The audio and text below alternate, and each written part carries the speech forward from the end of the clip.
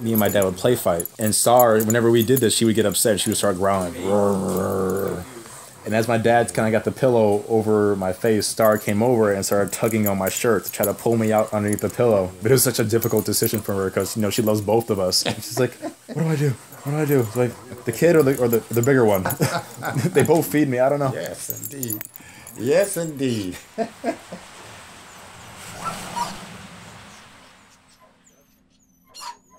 A few years ago, I went on vacation to Puerto Rico, and a stray dog approached me and my friend. I ended up taking her back home and did that all in like a 12-hour time span. And she was adopted within a week. But we're very happy when an animal comes to us because we know it's safe and it's going to be with us until it finds a home.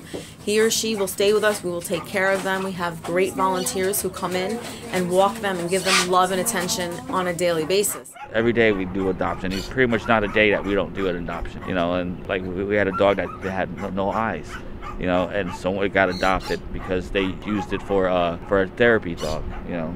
So even the ones that are come in wounded get adopted. I come from a bad background. I was a troubled kid.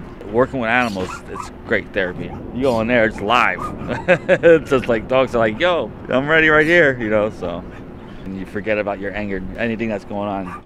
One of my favorites is Alana. She's a Shepherd Akita mix, and she's actually 2.5 years old. And she would be the dog that if I didn't travel so much, probably I would have adopted a long time ago. But she's a great dog. Everybody loves her, and this is a way for me to just help our furry friends here who can't speak. You know, it's a noble cause. So, you know, if what I can do helps to get one dog adopted, it's all worth it. I've done rescue work since I was a young kid. My mother, in the early 80s, she started doing what's called TNR, which is trap, neuter, and release, where you catch the feral cats, you spay and neuter them, and you release them back on the block. That way they don't continue to reproduce. And from the age of 5, I started helping her, and I learned how to catch feral cats. So I started with wild cats as opposed to friendly pet cats. I've been able to handle just about any kind of animal ever since. So for me, it was natural. I've done a lot of jobs. I went through school. I did all kinds of things, and I was never truly happy. And I said, you know, this is what I always kept coming back to. So I finally decided I needed to open up a shelter because it's my life's work, and it's what I needed for me to be happy and content. There was one day I was riding in the car with my dog, and I got pulled over by the state troopers. And they asked to see my license and registration and stuff like that. But the dog kind of gets impatient, and he barks at them because, you know, now he's starting to question what is the problem.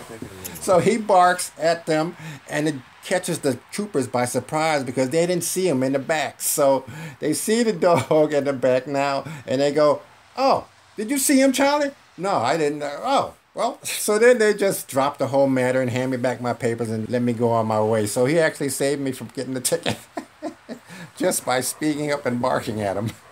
I think the biggest thing we can learn from dogs is the loyalty. You know, once they decide they love you and you're a part of their pack, the loyalty is just indescribable. And that's an incredible thing, that a dog will just totally get absorbed in you.